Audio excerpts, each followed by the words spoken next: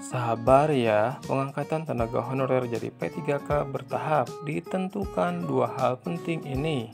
Dikutip lengkongayubandung.com, memasuki tahun 2024, pengangkatan tenaga honorer menjadi P3K hampir terrealisasi.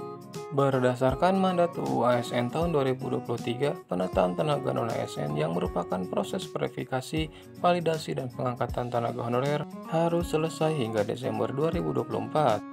Untuk itu, mekanisme pengangkatan tenaga honorer sedang dikebut oleh Menteri Pendayagunaan Aparatur Negara dan Reformasi Birokrasi dibantu oleh Komisi 2 DPR.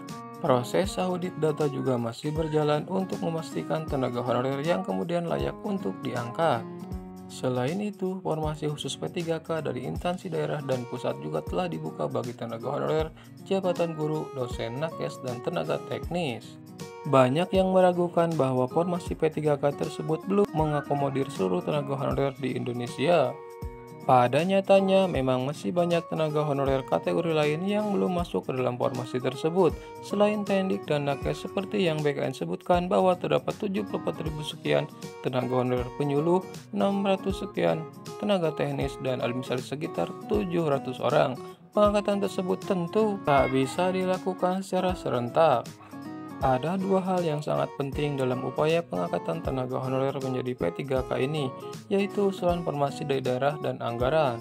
Hal ini dikatakan Menpan RB terkadang menjadi kendala mengapa tenaga honorer tak kunjung diangkat selama ini. Di luar formasi yang sudah ditetapkan, masih ada instansi daerah yang tidak mengusulkan formasi dan terbentur anggaran karena instansi tersebut sudah melebihi batas normal.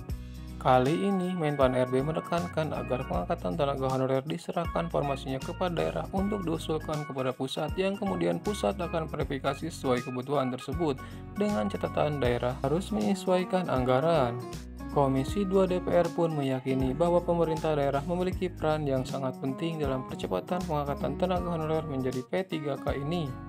Sambil menunggu formasi dari daerah yang datang secara bertahap tersebut, tenaga honorer dipastikan tak kehilangan pekerjaan pada tahun 2024. Skema P3K paruh waktu dan juga menjadi pilihan dan aspek yang akan berkolaborasi dengan formasi-formasi yang akan diusulkan daerah.